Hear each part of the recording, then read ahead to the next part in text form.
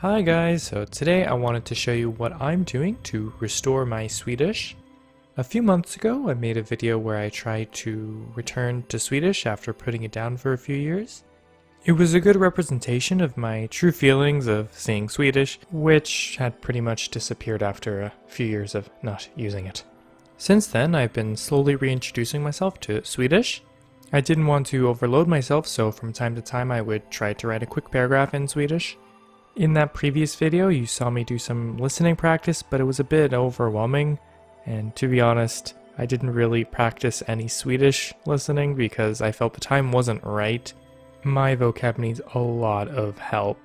If you put a language down for a long time, your ability to recover your skills depends a lot on the base of your language. If you have a stronger base, it's harder to lose that, and it's easier to recover it. It's hard to say exactly because it depends on the level of the break, but I would say if you are A1 or A2 and you stop for 5 years, you probably have to relearn 90% of what you learn. I think I'm in that group right now. My Swedish was not so strong, so I had to look up a lot of simple words when I was practicing. I think it got to the point that I want to do something special, and that's what you will see today. I want to put some effort into reviewing a lot of vocab at once. There are so many words that look familiar to me once I look them up, so I want to put them in my active knowledge as soon as possible.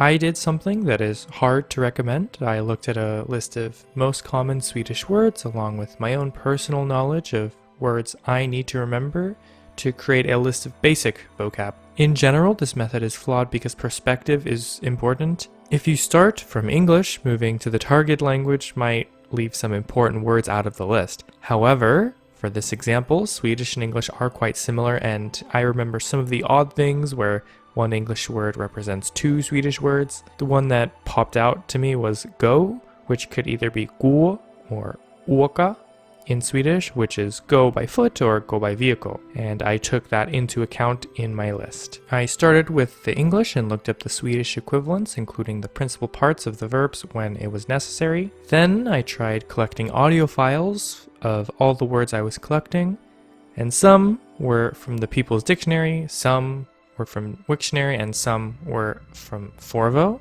Then I had to fight with Anki to make a unique card for my Swedish deck, and now I hope to practice them every day until it's fully refreshed.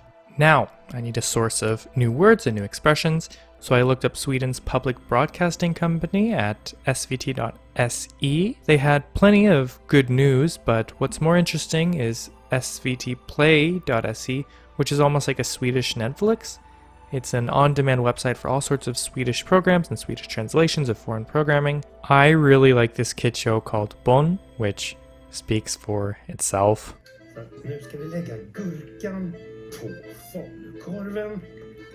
What I like is that all these programs have optional Swedish subtitles.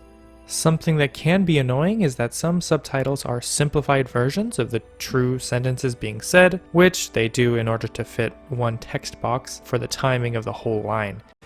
Marknadsföring, det är väl bara att sitta i ett möte och säga lite svåra ord som annonsering och banner och TVC-launch. TVC-launch kanske låter lite väl påhittat. But I guess beggars can't be choosers. Really, the only restriction here is that the shows are on here for a limited time. It will say for how long in the top left, but that's normal to other streaming services. Actually, Netflix and Hulu don't even warn you when your favorites are going to disappear. At least SVT Play gives you the courtesy to tell you. Of course, if you're in Sweden, you get access to more things. However, that's no problem in the current year because we have VPNs. Notice what is different between what is available in Sweden and what is available in the US. Overall, I think my Swedish is going to a good place.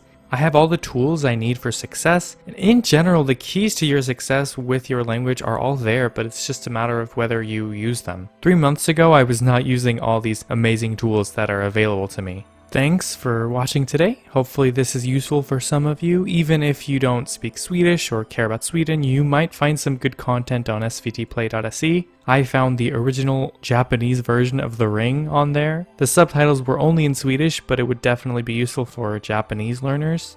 All my social links are in the description. Follow me on Instagram to see what I do with my Swedish and hold me to this.